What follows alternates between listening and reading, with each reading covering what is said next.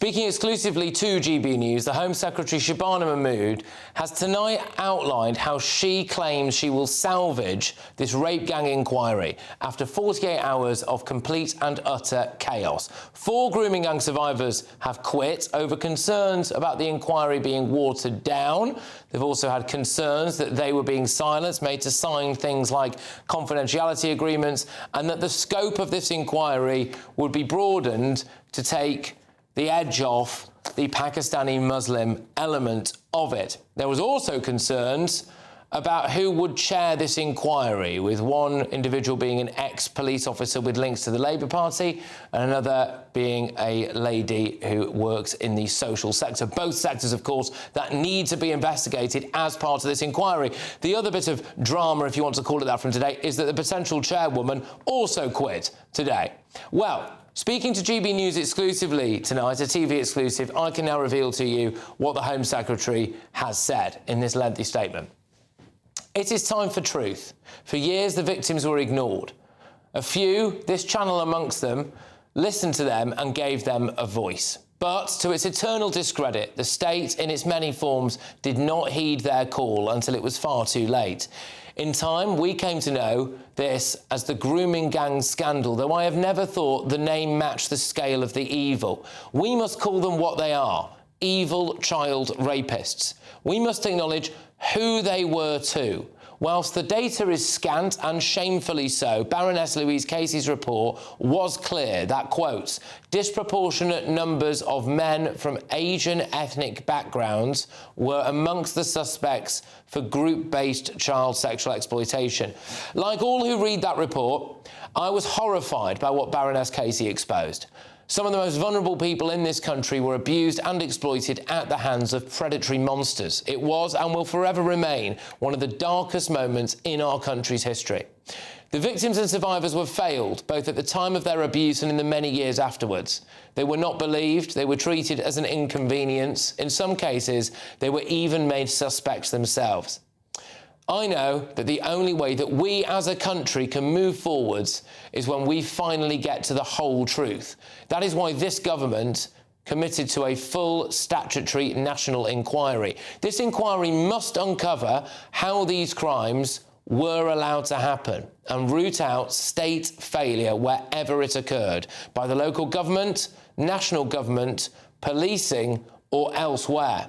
Doing so is the very least that the victims of these hideous crimes deserve. It is essential that the victims themselves are at the heart of this inquiry.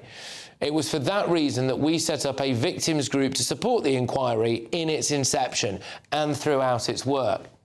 It was with a heavy heart in recent days I learned that some members have decided to step away from the group. Should they wish to return, the door will always remain open to them. But even if they do not, I owe it to them and the country to answer some of the concerns that they have raised.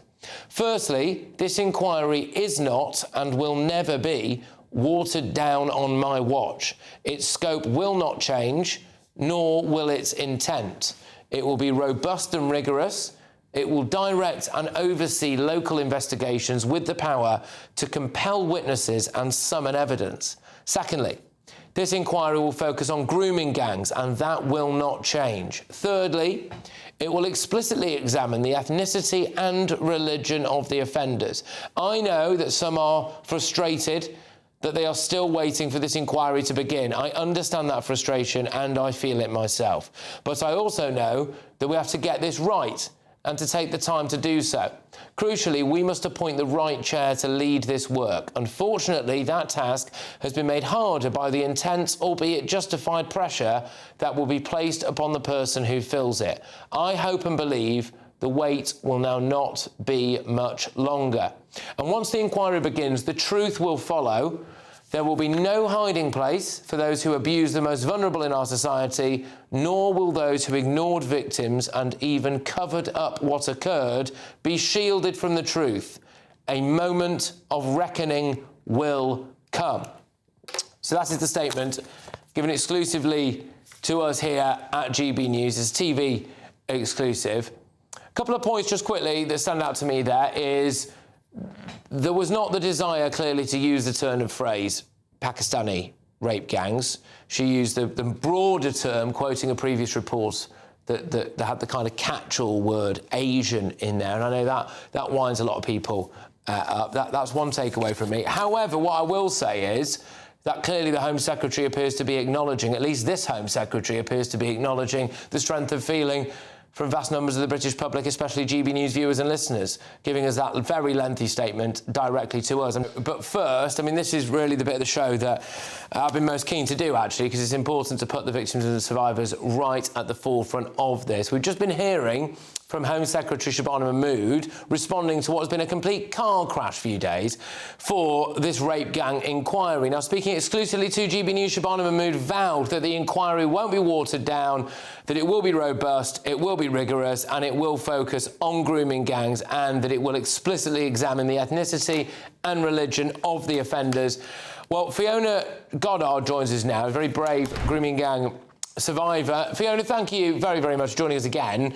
So, look, I'm just going to throw it over to you, really. What is your reaction to that Shabana Mahmood statement?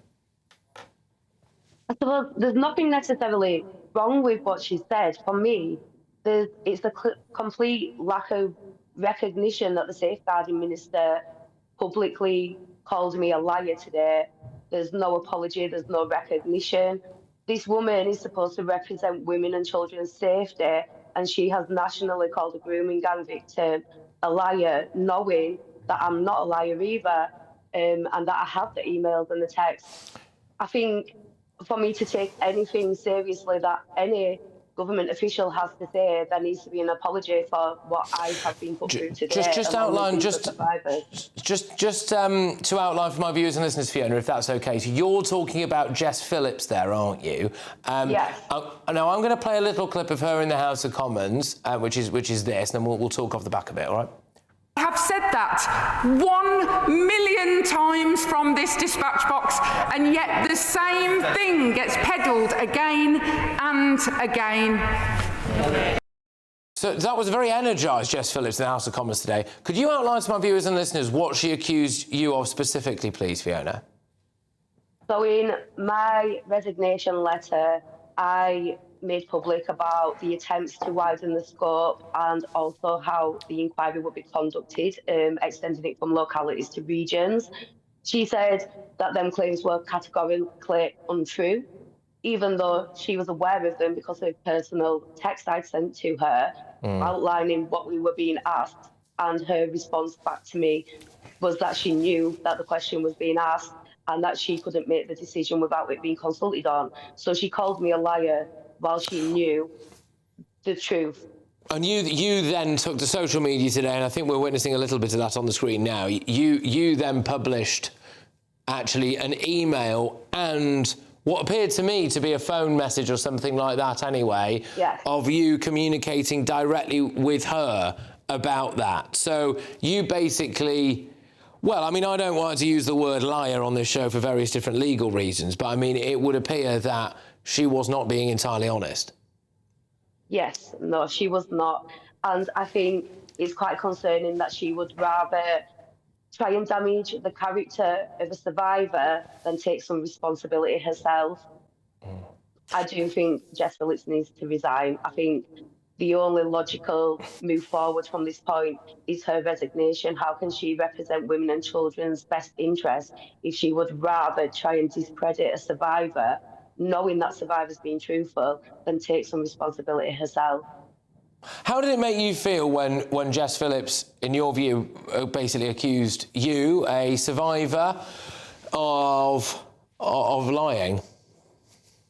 I've been called a liar my whole life. That's part of the grooming gang scandal. She's well aware of that. I've spoken with Jess Phillips personally. She knows my circumstances. She knows my case. She knows what the services and the councils have put me through. And for her to then join on that, she has just engaged in the same corruption and covering up as the governments and the councils and the agencies have over the years. The same ones that she's tasked with trying to set up an inquiry to expose. She's just done exactly the same thing. She's called me a liar to save her own skin. I mean, it must be unbelievably difficult for you to try to come to terms with this. And for the sake of my viewers and listeners as well, I'm slightly reluctant to ask you to do this. I don't know really. I mean, would you mind outlining a little bit of your story, just so we can have a bit of context for this? Would that be all right, Fiona? Yeah, so I went into a care home when I was 13. As soon as I entered that care home, we were targeted by men. This care home was notorious for being targeted by grooming gangs for many, many years. It had been brought up on documentaries and stuff even before I was placed in this care home. So it had a long history of this stuff. Within a matter of weeks of entering the care home, I was documented as actively being groomed and being at high risk of child sexual exploitation. This continued for almost 5 years until I was 18. I fell pregnant at 15. Inside the actual care home to an 18-year-old boy that also lived in the care home. They took my child from me because they said I was exposed to a paedophile ring and it was an unsafe environment for a child, yet they left me there. At one point, I was basically living in the house with these men. The police would come and pick me up and take me back. They called me a prostitute, told me I was what was wrong with society, that I was the reason things were going downhill. They threatened to lock me up in a secure unit instead of these men. These men were actually documented for over 20 years as abusing children. They'd had harbouring notices for multiple different children over the years.